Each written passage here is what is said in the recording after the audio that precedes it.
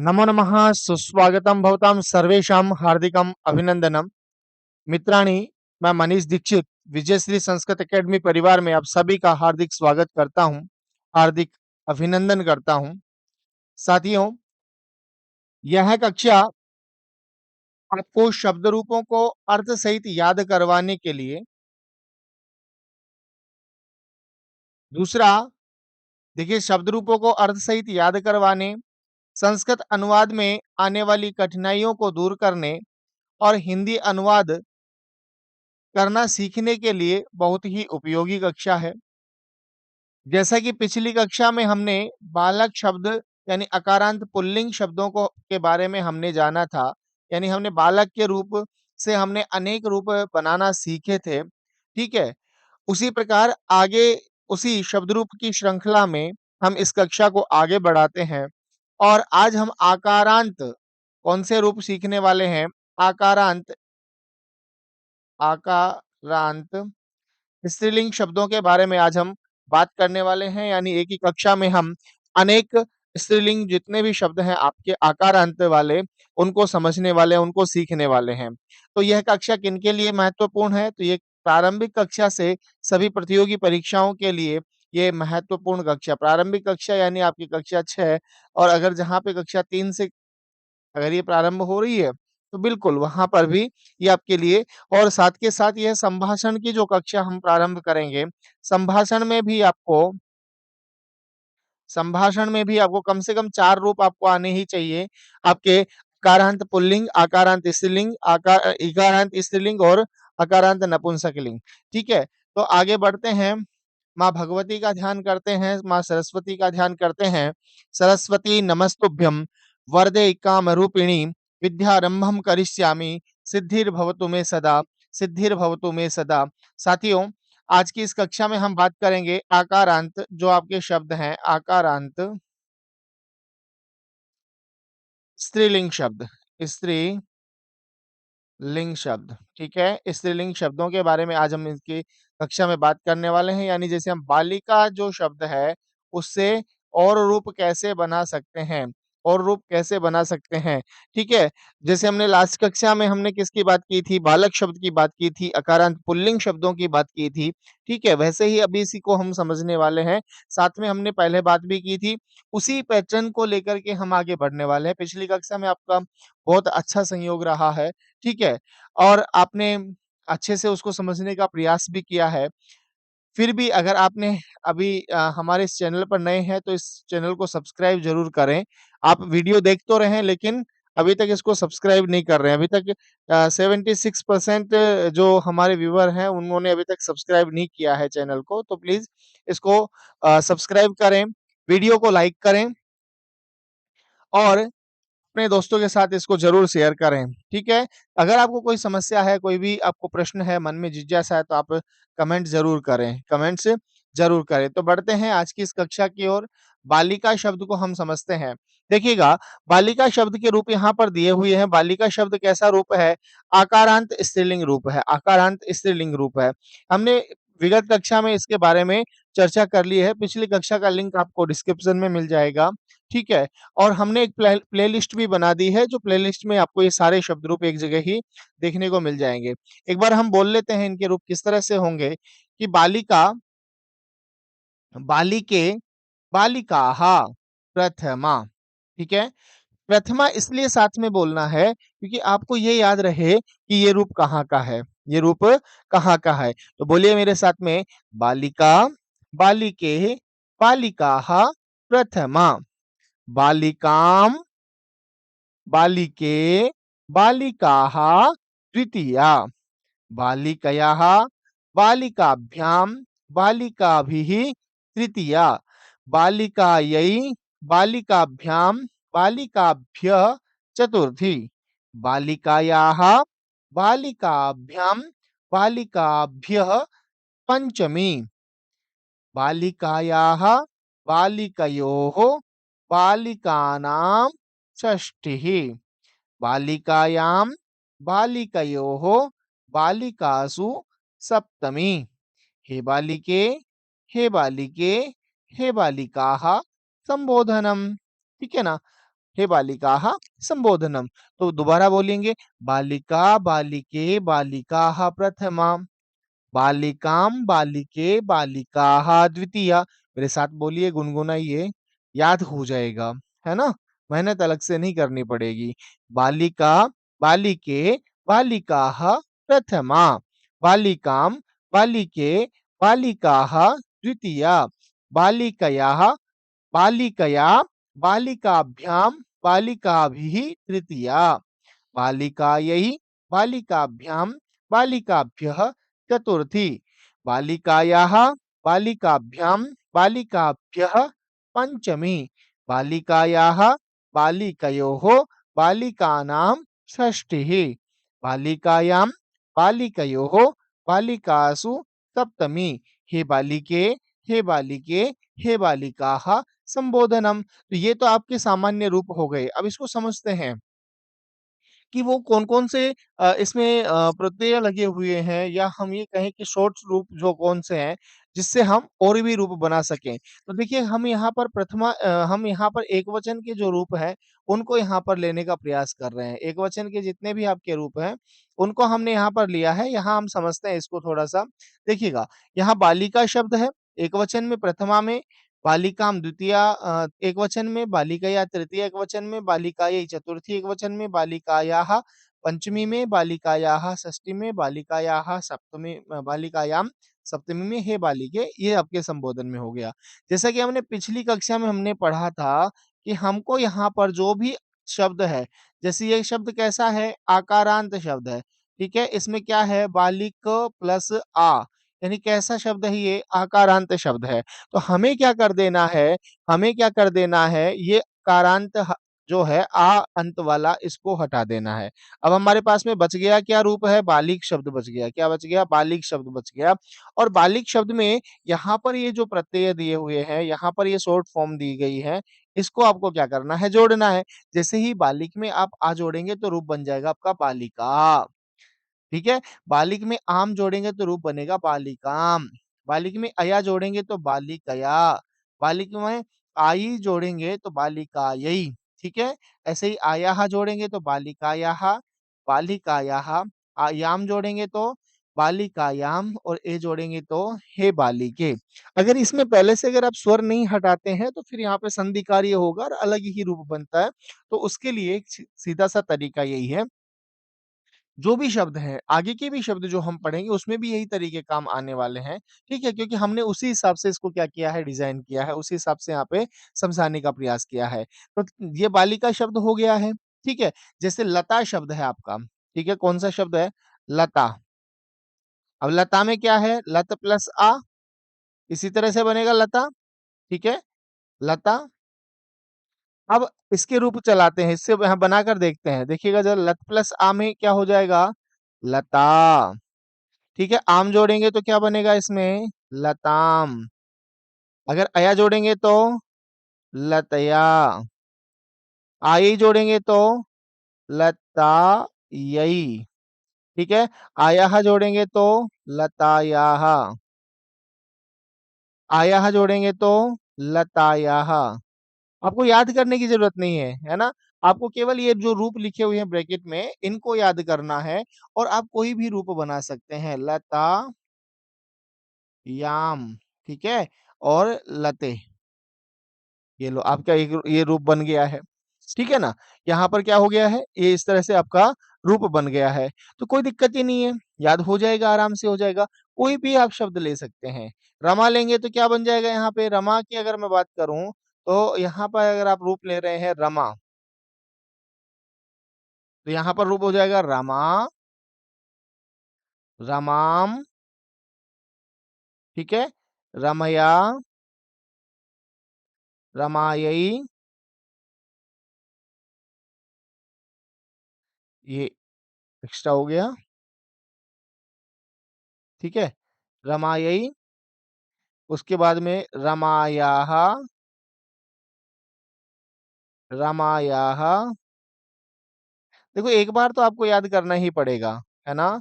रमायाम, ऐसी कोई भी खूंटी नहीं है, और ये जो शॉर्ट ट्रिक्स के चक्कर में पड़ते हैं ना, वो इतना मानता हूँ शॉर्ट ट्रिक्स याद करने के लिए होता है। ठीक है? लेकिन इसका मतलब ये नहीं है कि आप उसी के भरोसे बैठ जाएँ, है ना? थोड़ा-सा आपको याद तो करना ही पड़ेगा। पुस्तकस्थातु या विद्या परहस्तगतं धनम, है ना? तो यानी पुस्तकों में स्थित विद्या और दूसरे के पास में स्थित आपका जो पैसा है वो काम नहीं आता है ना? कार्यकाले समुत्पन्ने न सा विद्या न तद्धनम। तो ये वाली बात है। तो यहाँ पे देखिए रमा का रूप बनाया। आपको याद क्या करना है? आ, आम, अया, आयई।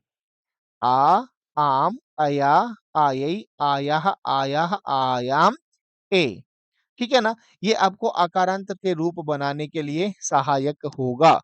चलिए, सर ये इतना तो हो गया और जो शब्द हैं उनको कैसे पहचानेंगे? तो उसके लिए हमने एक सारणी बना दी है। देखिएगा, एकवचन में क्या-क्या है? आ, आम, अया, आयई, आयाह, आयाह, आयाम, ए। द्विवचन में ए, ए, आभ्याम, आभ्याम, आभ्याम, अयोः, अयोः, ए। बहुवचन में आह, आह, आभि, आभ्य, आभ्य, आनाम, आसु, आहा। तो आ, ए, आहा, आम, ए, आहा, अया, आभ्याम, आभिः, आयै, आभ्याम, आभ्यः, आयाः, आभ्याम, आभ्यः, आयाः, अयोः, आनाम, आयाम, अयोः, आसु, हे हे ए, हे ए, हे आहा। ये आप याद कर लेंगे तो निश्चित रूप से आप कोई भी शब्द ले लीजिएगा। अभी मैं प्रैक्टिस करवाऊँगा। जो मैं चीज़ बता रहा हूँ उसका मैं अभ्यास करवाऊँगा। प्रमाण के साथ में आपके साथ में उसका अभ्यास करेंगे। ठीक है ना? दोबारा बोलो। आ, ए, आहा प्रथमा। आम, ए, आहा द्वितीया। अया, आभ्याम, आभिः तृतीया। आयै, आभ्याम, आभ्यः चतुर्थी। आयाः, आभ्याम्, आभ्यः पञ्चमी। आयाः, अयोः, आनां षष्ठिः। आयाम्, अयोः, आसु सप्तमी। हे ए, हे ए, हे आह संबोधनम। बात समझ में आ गई होगी। चलो इसका अभ्यास करते हैं, इसकी प्रैक्टिस करते हैं, ठीक है? कि सर ये रूप लगेंगे कैसे? आपको बस एक चीज़ याद रखिएगा, इसमें से अंत में जो स्थित आ है ना? जैसे मैंने अभी लता का रूप बताया था आपको, ठीक है? लता है, माला है, जो भी आपका शब्द है, जैसे आपका चटका है, टटका, है ना? चटका में क्या मिला हुआ है? आ मिला हुआ है। चटक प्लस आ, तो ये जो अंतिम है इसको हटा देना। बच गया क्या हमारे पास में? चटक बच गया। चटक यानी चिड़िया, ठीक है ना? लता में लत बच गया, माला में माल बच गया, है ना? छात्रा में छात्र बच गया, रमा में रम बच गया, महिला में महिल बच गया, है ना? ये थोड़ा ध्यान रखना है। बाकी उसके बाद में आप ये रूप लगाइए, एक भी रूप आपका गलत नहीं होगा, एक भी रूप आपका गलत नहीं होगा। ये दावे से लिख लीजिएगा, लिख कर ले लीजिएगा, है ना? 100% गारंटी, गारंटी दे करके। ठीक है, जैसे रूप बनाते हैं चलिए, लता का रूप बनाकर देखते हैं, तो लता में लता, करिए प्रैक्टिस मेरे साथ-साथ में, है ना? हाँ, पहले इस्तेमाल करें फिर विश्वास करें, ठीक है? तो ये जो तरीका है पहले आप इसको यहाँ पे अभ्यास करके देखें, समझ में आ रहा है आपको, तो फिर क्या करें आप इसको आगे याद करें, नहीं तो रहने दीजिएगा, है ना? हाँ। कोशिश कीजिएगा। अगला देखिएगा माला, तो माला में क्या जोड़ेंगे? माल के साथ में आम जोड़ेंगे, मालाम, माले, आगे मालाहा, ठीक है? ऐसे ही आगे देखिएगा चटक, चटकया, चटकया, चटकाभ्याम, चटका भी, ठीक है? ऐसे ही आपके रमा, छात्रा, ठीक है? छात्रायै, छात्राभ्याम, छात्राभ्य, ठीक है? यहाँ पर देखिएगा रमा, रमायाः, रमाभ्याम, रामा हो गया ये,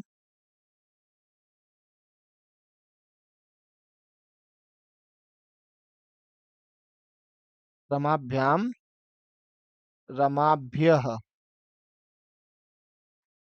आगे षष्ठी में महिला, महिलायाः,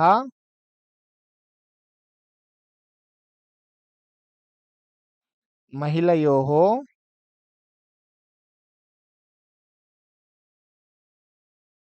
महिलानां। ठीक है। सप्तमी में नासिका, नासिकायां,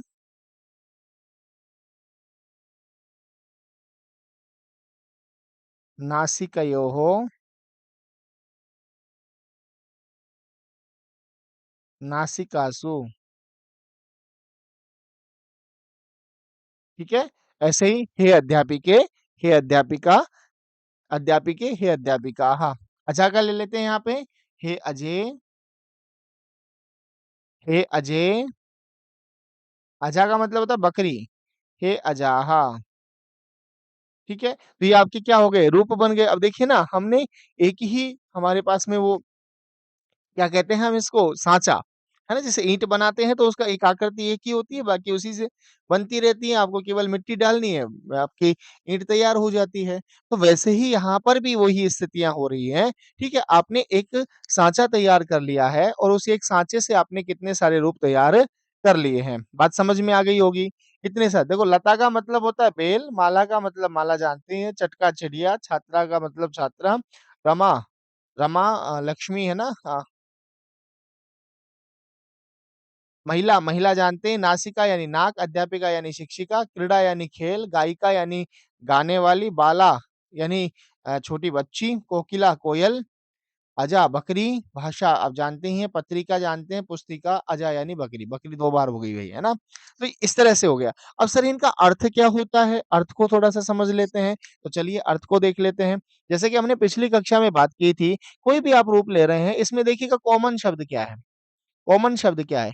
आपको देखेगा ये बालिका शब्द है ना? बालिका शब्द है, तो ये जो कॉमन शब्द हमने उसको बाहर ले लिया है और एक सारणी तैयार करवाई थी आपको मैंने, कर्ता ने, है ना? पिछली कक्षा में हमने पढ़ा था विस्तार से, कर्ता ने कर्म को करण से संप्रदान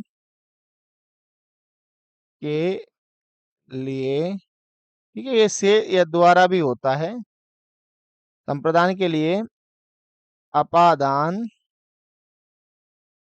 से अलग संबंध का के की रारेरी और अधिकरण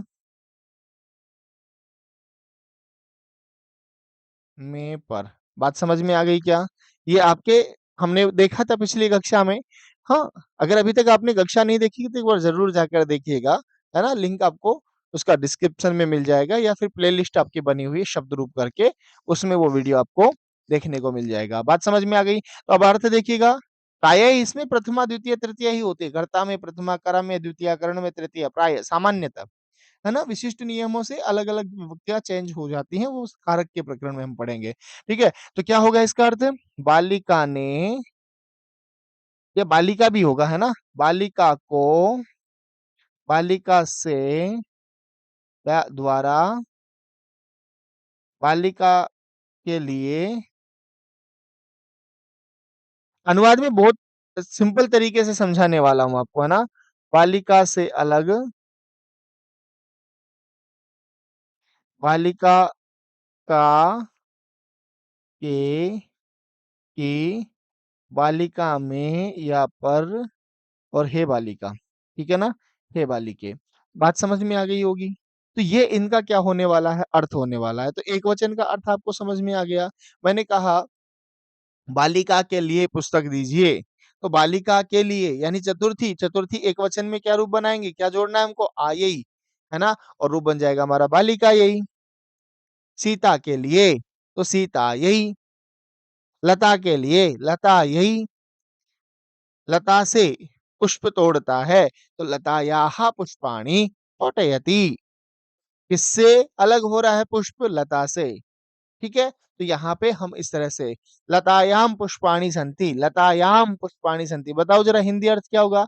लतायाम, याम कहाँ आता है? सप्तमी में आता है और सप्तमी का अर्थ क्या होता है? में या पर। तो लता में या लता पर पुष्पाणि सन्ति, फूल हैं। यानी बेल पर क्या है? फूल हैं। है ना? इस तरह से हम क्या कर सकते हैं? अनुवाद में भी हमारे लिए क्या हो सकता है ये? सहायक हो सकता है। तो ये तो सारे रूप कौन से थे? एकवचन के। ये तो कौन से रूप थे? आपके एकवचन के रूप थे। अब बात कर लेते हैं द्विवचन और बहुवचन के रूपों की, तो उसके लिए एक सारणी यहाँ पे तैयार कर दी है। बालिका का जो रूप है ना? उसको हमने यहाँ पर लिया है बालिका। तो बालिका, बालिका ने, बालिके का मतलब क्या हो गया? 2 बालिका या 2 बालिकाओं ने, और बालिकाः का मतलब क्या हो गया? अनेक बालिका या अनेक बालिकाओं ने। पिछली कक्षा में हमने बात की थी कि जब ने परसर्ग आपका जुड़ता है, तो वह प्राय वाक्य जो होता है वो भूतकाल का होता है। सामान्यतः जो वाक्य होता है वर्तमान का, उसमें ने नहीं जुड़ता है, सामान्य रूप ही रहता है उसका, यथावत उसका रूप रहने वाला है। तो बालिकाम, बालिकाम यानी बालिका को, है ना? बालिका को। उम्मीद कर रहा हूँ कि आपको कक्षा अच्छी लग रही होगी, है ना? फिर भी इसको लाइक और शेयर सब्सक्राइब नहीं किया है तो कर लीजिएगा प्लीज़, है ना? आगे देखिएगा, बालिके 2 बालिकाओं को, बालिकाः अनेक बालिकाओं को, बालिकया बालिका से या बालिका के द्वारा, बालिकाभ्याम 2 बालिकाओं से या 2 बालिकाओं के द्वारा, बालिकाभिः अनेक बालिकाओं से या अनेक बालिकाओं के द्वारा, बालिकायै बालिका के लिए, बालिकाभ्याम 2 बालिकाओं के लिए, बालिकाभ्य अनेक बालिकाओं के लिए, बालिकायाः बालिका से अलग, बालिकाभ्याम 2 बालिकाओं से अलग, बालिकाभ्य अनेक बालिकाओं से अलग, बालिकायाः बालिका का, बालिका के, बालिका के की, बालिकयो 2 बालिकाओं का, की, है ना? और बालिका नाम अनेक बालिकाओं का, अनेक बालिकाओं के, अनेक बालिकाओं की। बालिकायाम बालिका में, बालिका पर, बालिकयोः 2 बालिकाओं में या पर। ऐसे ही बालिकासु अनेक बालिकाओं में। ठीक है? हे बालिके, हे 2 बालिकाओं, हे अनेक बालिकाओं। तो ये आपका क्या हो गया? हिंदी अर्थ हो गया, है ना? यानी इन शब्दों का क्या हो गया है? अर्थ हो गया है। बात समझ में आ रही है क्या? अर्थ हो गया है। ऐसे ही आप लता की बात करें तो लता में, लता लता लताम लता को, है ना? लतायाम लता में, रमायै रमा के लिए, सीतायै सीता के लिए, है ना? इस तरह से आप क्या कर सकते हैं, वाक्य का अर्थ जान सकते हैं, शब्द का अर्थ जान सकते हैं और हिंदी अर्थ है तो उसका संस्कृत अनुवाद भी इसी प्रकार से होगा। तो इनको थोड़ा-सा एक बार अच्छे से समझ लीजिएगा, बात समझ में आ गई है? और क्योंकि आप चाहे संभाषण की बात करें या फिर आपको 4 रूप तो याद करना ही होगा, अकारांत पुल्लिंग, अकारांत पुल्लिंग, अकारांत नपुंसकलिंग। नपुंसकलिंग शब्द में केवल प्रथमा और द्वितीया का रूप बदलता है, बाकी शेष जितने भी रूप हैं वो सारे पुल्लिंग की तरह चलते हैं। ठीक है? उसके अलावा आपको आकारांत स्त्रीलिंग, आकारांत स्त्रीलिंग और ईकारांत स्त्रीलिंग, ये तो आपको याद करना ही करना है। अब आपके दिमाग में आ रहा होगा कि सर देखो सामान्य आपकी परीक्षा में डायरेक्ट जो प्रश्न पूछ रहा है उसमें तो दिक्कत नहीं, संभाषण की दृष्टि से अगर हम बात करें तो जैसे किसी और का आकारांत या इकारांत से नाम नहीं आता है तो उसके साथ में हम महोदया शब्द जोड़ देते हैं। क्या जोड़ देते हैं? महोदया शब्द जोड़ देते हैं, ठीक है? ये संभाषण की दृष्टि से एक मैं वाक्य पूरी एक कक्षा लेने वाला हूँ, उसमें कि सरलम संस्कृतम, है ना? संस्कृत भाषा सरल कैसे है? कैसे-कैसे हम उसके रूपों को देख सकते हैं, समझ सकते हैं, जान सकते हैं। बात समझ में आ रही है क्या? तो उसके ऊपर हम एक बार विस्तार से चर्चा कर लेंगे। अगर अभी तक आपने चैनल को सब्सक्राइब नहीं किया है तो कृपया करके चैनल को सब्सक्राइब कर दीजिएगा, है ना? वीडियो को लाइक नहीं किया, लाइक कर दीजिए और अगर कोई प्रश्न है, कोई मन में जिज्ञासा है तो आप ज़रूर कमेंट्स करें और अपने दोस्तों के साथ में इस वीडियो को ज़रूर शेयर करें। इसी आशा और उम्मीद के साथ में आप के लिए परीक्षा उपयोगी साबित होगी, है ना? आपके लिए ये एक मील का पत्थर साबित होगी ये कक्षा। इन्हीं शुभकामनाओं के साथ इजाज़त चाहते हैं। मिलेंगे आगामी कक्षा में नए शब्द रूप के साथ में। तब तक के लिए नमस्कार, धन्यवाद, नमो नमः, पुनः मिलामः।